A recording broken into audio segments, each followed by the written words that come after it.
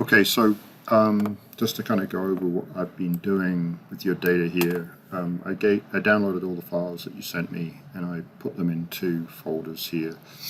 So I have a folder for your actual elevation files. I have a folder for your reveal files here. These are the reveal files. And then I have the CAD files that you sent me. I have the PDF files that you sent me, this one. And then the other files are things I've created from there. I can share the whole project folder with you, and you can have whatever you want out of this, no problem.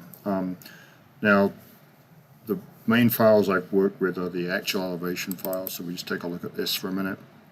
And what I did was I went through each of these, and if I open up one of these for now, let's say I open up this one, this will look like this by the time you're done.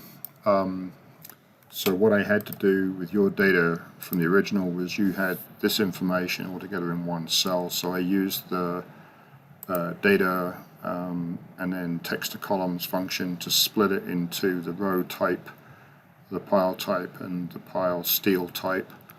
And then from that information I put filters on those, so I basically would do this and then put like a column up here and say call it color, and then I would put on that cell filters, and at that point then I can filter by this information right here and then compare that with the master list of references for the piles to determine which one it is. Now, because of the row type and the pile type variations in here, like if I pick this one, for example, 19, this is green, but it has different row designators, so I have to create colors for green EB, green EC, etc. So if I filter here by EB, then all of those points would have the green EB category. And in this case there's one here which is a motor pile, and that's got the MP category here. So again, you would filter on this one and just pick MP, and now you can say make sure that each of those purple on the EB have this purple EB designation. Now, how do they get to that? So let's take a look at this spreadsheet that I also shared with you. And what I've done here is I took the pile type definitions that were in this in the PDF file, and you can find those in the PDF. There's two areas you need to look at. One is the I go to the very top here on this first page. This area here gives you the color piles with the steel type, the steel length, and then the quantity and the type of pile. So I captured the color, steel type, the length, and the type of pile here in my spreadsheet. And then later on in here I also then expand this out to be the width and the height of the pile based on the steel definitions, and you can get those online if you look at W8 steel definitions online in your browser. I just go there for a second.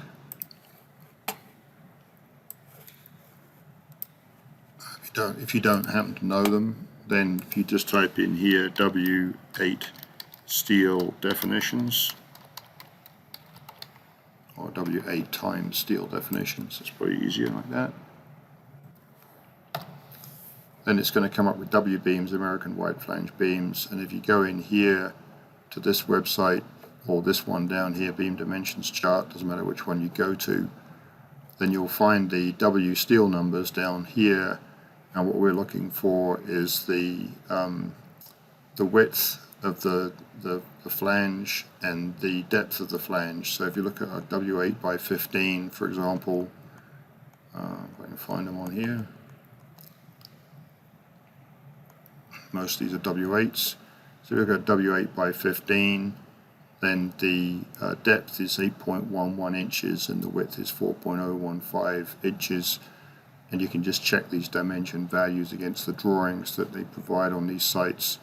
But anyway, those are the values that we require for our pile definition. So I take this information from here, and then I build up this spreadsheet in here. So you can see that the blue color, in this case I've got 3 blues because there are 3 row definitions that blue pile is used under. Having said that, when you've actually compiled all the data, you'll find that the minimum embedment depth for all 3 is the same, therefore you only need 1 blue pile. But in the situation where you've got these purple piles, you'll find that the embed depths down here are different based on where they're located in which row type, and therefore you need a purple EA, purple EB, and a purple EC pile. They have the same properties apart from the embedment depth when you go into putting your pile definitions. So what I do here is I compile all this information, capture all the data that I'm going to need for building my pile definitions before I start, and then I'll build my pile definitions based off that. And you'll see that the purple piles and the green piles and the yellow piles all have this EA, EB, but all the other ones, like the red piles, while they're used in different row definition types, they always have the same embedment depth. So you only need 1 red pile, 1 no paint pile, 1 blue pile, and 1 orange pile, but the others you need to have the multicolors. Now the other ones down here, the pink, brown, red, white, these are used for the different types of piles, and typically they only have a single embedment value, so you only need 1 for each of those 2. And so I capture that kind of information out of the specs. I capture the tolerance data because that's going to be important later on. And I also, in this spreadsheet, I capture the main diagrams and things out of that spreadsheet. So I capture the array numbering, so you've got the motor pile, and then you have piles 2, 3, and 4. So piles 2 and 4 are bearing piles, and then pile 5 is a special designation, and pile 6 is a special designation. And you'll find that you have the same south and north of the main pile. And I've obviously got some rows that I've hidden here or I've deleted at some point, and so consequently this row numbering is not quite right. It should be like this. I guess you have P2 up to the north, P3, P4, P5, and P6, and again the designation of these typically are like this, and in this case then the pile coloration, the motor piles are typically blue or purple, the array piles are typically green or grey, and then pile 5 is yellow or red, and pile 6 is grey or no paint, and the same applies to the north side here. So in this case that yellow or red should be up here, these should be green or grey, and then the last pile should probably be grey as well, and this is for a 13 pile array. Now there are 2 types of array in this plan set, so this is for the 13 pile array, and then the 7 pile array is different, but in general this is common to both. And you can tell that by looking at the diagrams for each of the charts, for each of the pages on the PDF file. It will tell you, if I go over here and I go to one of the blocks, let's just come down a couple of pages here and go to the first block, on this one, then you'll find that you'll get the color coding of the piles in this block diagram, and you can see the edge piles on both end here are different colors to the main body piles, and that's pretty common to most of the arrays. And then if I go all the way down to the section at the end here where it talks about the motor piles, for example, the motor pile diagrams here show you the minimum embedment and the minimum maximum reveal for different flood conditions. You can see there's a 1.5 foot flood and a 2 foot flood condition. And then in this chart here, which is where the embedment depths come from, you can see that the motor pile of the EA rows is going to be purple, on the EB rows it's purple, on the EC rows it's purple. And then down here, if you go to the IA, XA rows or IB, XB rows, then it's blue, blue, and blue here. And then the array piles, which are piles 2 to 4, are going to be green, green, and green. And then down here, they're grey, grey, and red. And then the pile 5 is yellow, yellow, green, and then red, red, orange down here, and then pile 6 is grey, grey, red, and then grey, grey, red. And so once you have that and you know the pile row designations, that's how you build out that chart. And once you build that chart, that defines your color scheme for your pile definitions. Okay, so once I've done all that and I've captured all these bits of information in this master spreadsheet, and I capture the diagrams in here just so I've got everything in one place, I've got all the information that I need in here, and I capture any other pertinent information like this flood variation on the reveals, captured that over here in your tolerance values, and then all these parameters for the different types of piles. These are the important pieces that you're going to need for creating your pile definitions. Okay, so once we've done all that, then the next step is to start Trimble Business Center. And I started a project in US feet. I'm assuming this is a US feet project, not an international feet project. That's what I've sent you. If it isn't that, you need to let me know. I didn't find anything in the plans to say it was in US feet or international feet, so I'm assuming it's US feet. Now, the way I set up the data in here is, first things, you go to the toolshed menu, and the first thing you're going to do is go to your pile definition manager. And then for each of those pile types, you'll see that I've created a pile type for blue, brown, green, white, green, EA, green, EB, green, EC, no paint 2, orange paint, etc. Right? Now in here, you'll find that the length of the piles have been defined as per the plans. The width and height, this is the steel width and height that I took out of that website for each of the W8 steel types. And then as well as that, if you click on one of these, you'll have the type of pile, the H, it's an H pile steel.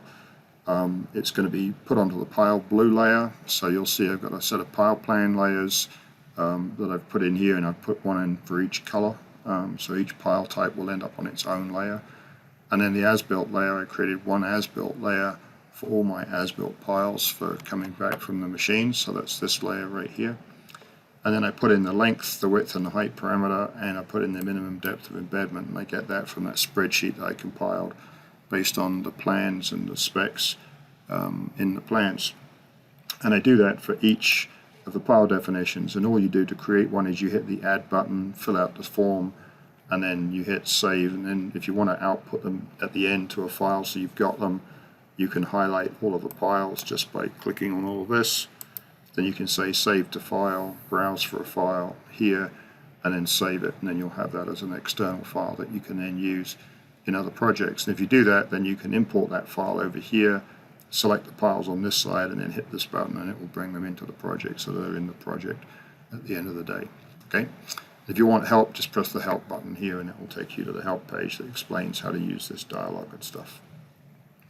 So that's the first thing, is you create your pile definitions. And then the second thing is you have to go into each of the pile files. And if I go into this pile file right here, as I say, I go in here and I create these extra columns. Let's go back here a minute. Go back to the top here. So for each of the piles definitions, I'll go into the row column 1, and I'll put in the block name, and that came from here, PB11. I'm assuming it's power block 11, and it seems to match up okay. And then you've got the northing easting elevation, you've got the pile ID northing easting elevation, and then here you've got the row designation, the pile type designation, motor pile, array pile, etc., the steel type, and the color. And the color, I just determine that from these values here. And once this is set, I'm really only going to use the block definition, the pile ID, the coordinates, and the color at the end of the day to build the pile model. And I do that for every file. And so once I've done this, then I'll go into here and I'll reselect everything, make sure everything's visible, and pick this and select all. And make sure that all of my piles have been assigned a color. And once I've got that, then I'll delete that header row. So I'll just turn off the filtering, and then I'll just delete that header row because you don't need it. And I'll just save that file. Now once I've saved each file and I've got them all set up the same way, then I ended up basically just compiling those all into one big file. So if I close this one out, having gone through each of the files, So go to here. Sorry, that's actually all of you in here. So then once I did that, I created a compilation file, which is all these piles right here. And so in this particular case, not that one, this one. Yeah, so this one. This file has basically all of your piles defined in the same way. No, all the columns don't have to be filled out, so in some of these where you've got the LBD piles or the CAD piles or whatever, they don't have all the row designations, so you don't need that column to be filled out. But if you have a single file, now because the LBD piles all come into different block arrays, the point numbering didn't seem to identify them as being block 1 or block 2, and so I just left them as block 1-2. For those, I have these for block 11, and then if I just keep coming down, you'll find that I've got more. Keep going. These are block 10 data, and keep going through this. These are block 7 to 11, so these are LBD piles in block 7 to 11. And again, they're not separated out, so I just put them together in a block 7 to 11. You could call it block 7 to 11 LBD. And it's that block name that's important from the point of view of mapping it to pile plans in TBC for the piling operations in the field. So again, I don't know exactly how they want it set up, so we can talk about that this week if you want. But you can reorganize this as you see fit for the piling operations on site. So anyway, you build up a compiled file like this with all of the blocks in it, and as long as all the piles have got the same structure definition, then you can then go to the next stage, which is to import those piles. And let's just go through that process. Let's just save that a minute. I'm just going to close out some of these spreadsheets for a minute now.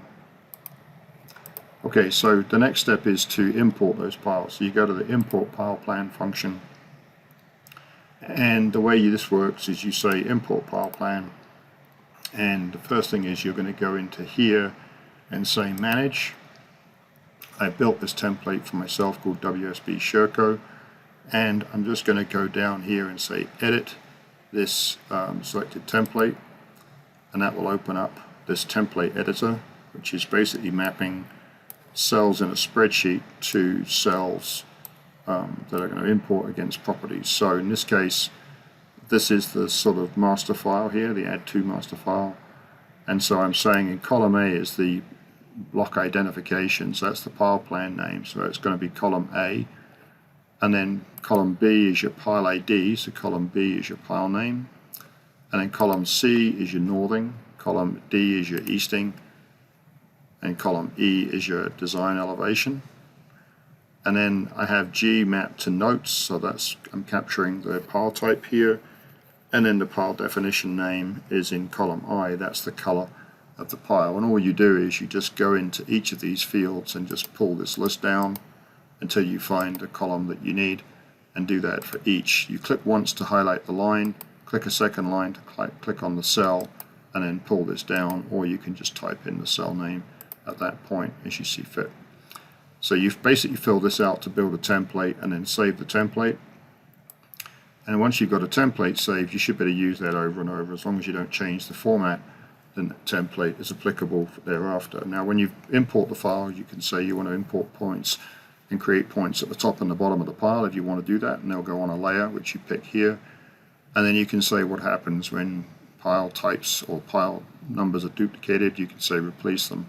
So if the second instant replaces the first, or you can say the second instance is skipped if you've already got a pile in that location. That way duplicate locations and stuff are managed. The other functions in here you don't need to worry about at this point because we haven't got to that point on the data side yet.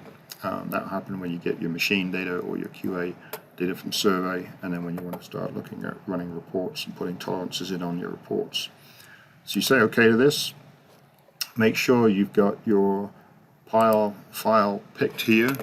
So I'm just going to browse to my folder and file. So I'm going to my WSB file, and I'm going to my compile pile plans, and I want to pick this file right here. And once you've done that, then you'll hit the apply button. So as long as your template is picked correctly and your file name is picked correctly, you can then hit apply. And at that point, it will go through importing all your data and create it all on different layers over here. And then you'll have a listed report down here that told you how many piles of each different type it imported, and it will tell you if it failed on a particular line in the spreadsheet. So in that case, you could go and investigate why it failed. And once you've got that, then you'll have all of this data here visible. Now, when you look at it in the plan view, you're going to find that it's hard to see unless you've got the CAD data as well. And so in this case, I've got the row boundaries, and you'll find that as you zoom in, you'll be able to see the piles. Because the piles are so small in relationship to the size of the site, when you zoom extents, you can see the piles are all there, you just can't see them. But what you can do is, if you zoom extents and then just zoom out a little bit and grab a window, you should find all the piles that are visible should just show up on screen right here. Now, as I say, if you bring in points, then the top and bottom pile points will be visible, because points are going to be easier to see in TBC than the piles themselves, which are solid objects. You can see here I brought in block 8. Block 9, the data you sent me didn't have the steel types in it, so while I can work it out, I just was asking you if you could send me that, and then I can build that for you. Then you've got 8, 9, 10 and 11, and then these are blocks 1 and 2, I think, up here. So you'll find that I've turned off piles. In this case, I've turned off piles in my pile plans. So once you import the data, oops, let's just bring that back a minute.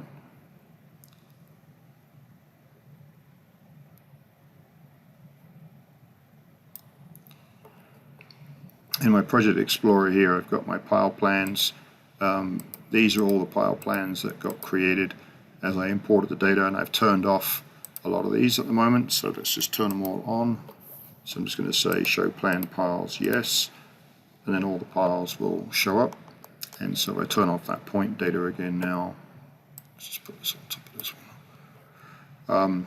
If I turn off the pile QA data here, then if I zoom extents again, you can see there's no piles visible, but if I highlight all the data here, hopefully all your pile arrays and stuff will show up here.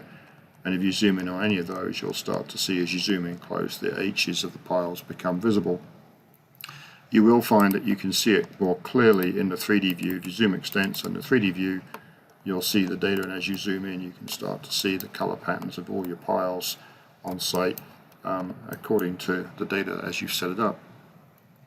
So, as I say, the most important things are to put your piles onto the layers that you want, put them into layer groups as you want them, and then you can turn data on and off as you see fit. In here I can turn off all my pile plans and just say show me my motor piles, my blue motor piles, or show me my blue and my purple motor piles, and now you can see those. If I put them on a white background, it might be a little easier to see.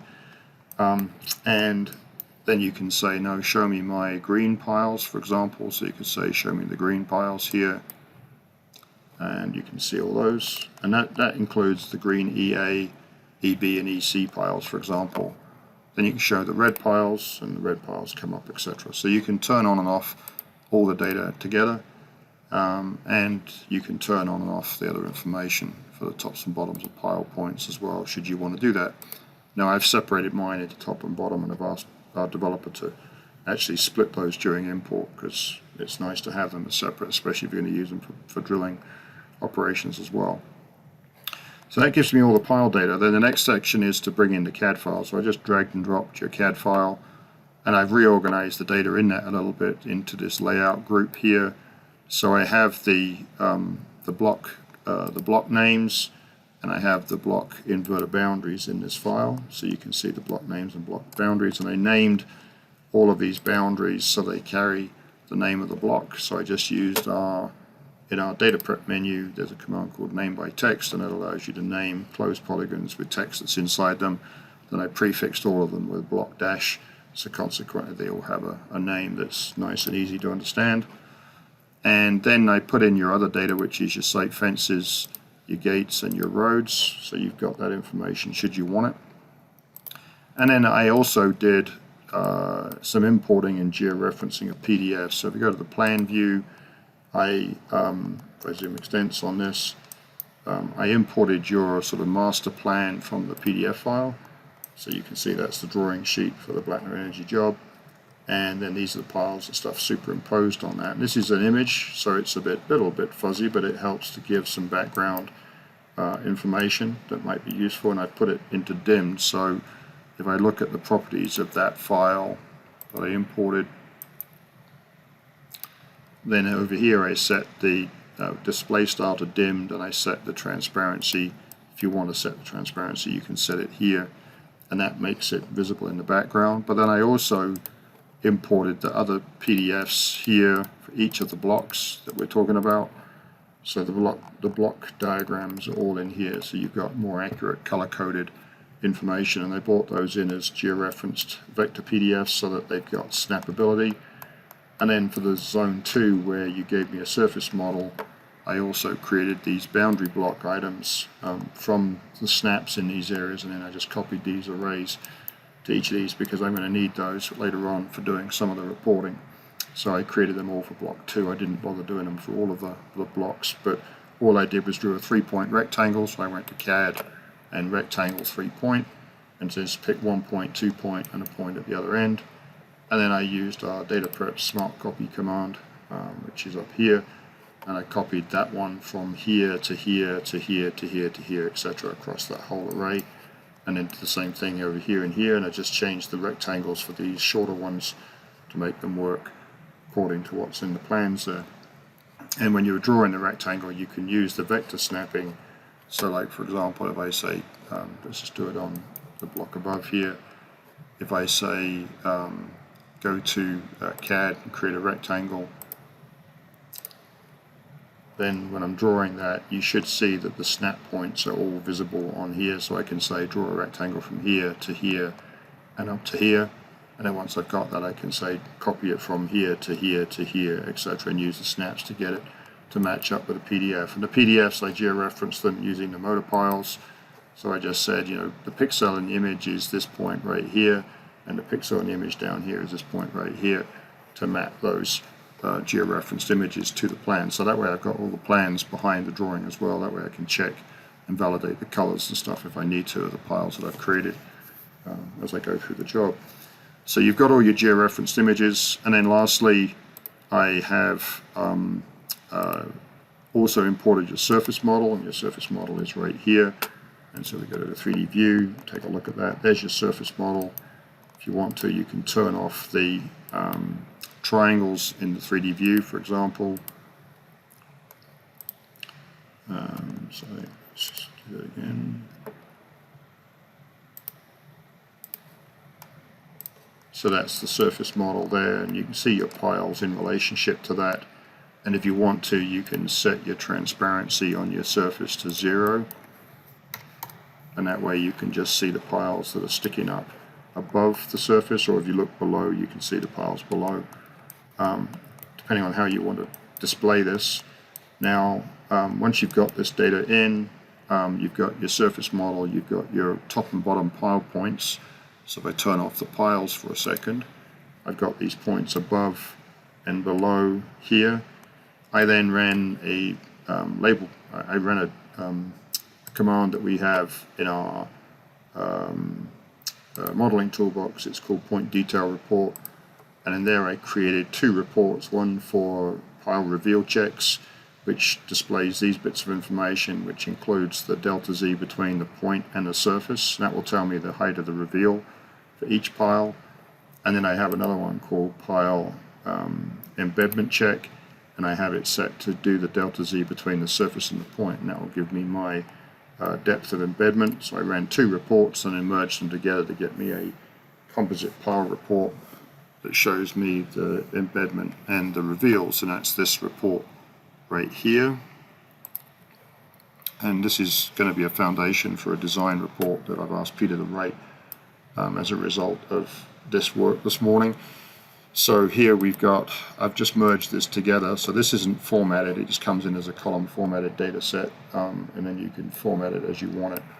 But I've just added the headers and stuff to this, so now I've got my pile ID, I've got my pile length, and I've computed this from the difference in elevation between the top and bottom of pile. The surface elevation, I have that, so therefore I can calculate the actual embedment, and I can actually calculate the actual reveal. And then in addition to that, you've got these two reveal checks that are based off this flood values that are in the specs. So I'm just saying whether it passes or fails is a red or green. So if a pile fails to meet the minimum reveal for the 1.5 foot flood, I'm flagging it in this 1.5 foot column as a failure, and anything else passes. And these are the non-array piles, so this is probably okay. And then if it passes this, then does it also pass the 2 foot flood value? Now I don't know where the flood zones are, so it's hard for me to tell what pile reveal should be at each pile, but I can at least do these checks and then flag anything that might be untoward here. And we can do this more automatically as part of our reporting. The only thing right now is our QA report only runs when I have the machine data and the QA data, but I've asked Peter to make it possible to run that report with just the design information to generate something like this report, so that we can do a check on all of the piles directly based on the information that we know about them. But anyway, that's a pile report, so I compiled this from those two point detail reports to get me a report that I need for just checking each of the blocks in the data set. Now again, this took a bit of formatting up, so this is much better than you're going to be able to do directly, but we should be able to generate this report directly as part of our pile reporting QA function, and we'll look at doing that as part of the work we're working on at the moment. So hopefully that shouldn't be too long before we see that. Okay, so that's kind of how I pulled all the data together. And then if you want to export the data from here to the machines, then all you're going to need to do that is you're going to go into the pile plans up here. So these are pile plans, so once you pick on a pile plan, let's say I go to block 7, let's just turn off all the pile plans a minute. Let's just make them no to that, and let's just turn on block 2, for example. And then I'll go back to the view filter manager. Let's turn off the surface, turn off the georeferenced images, let's turn off the row boundaries, turn off the solar farm layout, turn off the pile points, and then just turn on all the piles for block 2. So there's my block 2 array of piles.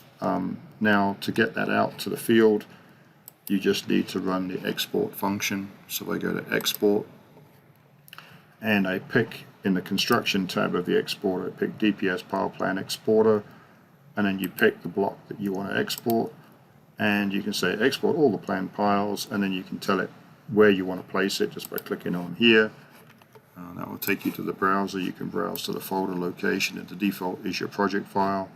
You can see I've already output 1 here, but block 2, and then you just, once you've picked that and picked the file name, you just say export, and that's the block data gone out to the field. And then you just need to send that to the Blattner guys, and they can then load that into their machine as a design file, and they'll be good to go. Now, in addition to that, if you want to put in any of this other stuff like row boundaries and the solar farm layout kind of stuff, like this type of thing. Now I brought that in, that was not elevated, so I raised the elevation to 960 for all of this data, just so it's kind of somewhat at the right elevation for the pile plans. You can drape it on a surface if you want to as well, if you'd rather have it draped onto the surface model to give it 3D elevations. But then that data can also be sent out to the machine as a map file. You can just grab all that data and export it as another VCL file, and they can load that as a map file directly onto the machine. And whether you send them the whole pile plan layout like this, or just the block areas that you're interested in with the array boundaries that you're interested in, you can do that should you want to do that. And the machine will pick up on that and use that data. So anyway, that's kind of how you go about doing everything on here. Hopefully that helps and gives you what you need. If you got questions during this week, please feel free to ask. I'm happy to help. And if you do need any optimization done on these piles, I haven't done that here. I haven't checked any of that. I'm just assuming that the pile data is good here. If you need the optimizer, we don't have the optimization functionality written yet. That's something we're planning to do in the near future. But if you need to do it, we can do it manually, but it would take quite a bit of time to do that per pile. And I'd need a bit of reporting written here to make my life a bit easier on that before I could jump in and do it. But anyway, let me know what you need on that front. I'll be happy to try to help you. And I can certainly put you in touch with a data prep house that knows how to do that and can help you if you need any help this week to get that done. Anyway, give me a call on Monday, and we can chat through anything you need. Okay, thanks. Bye-bye.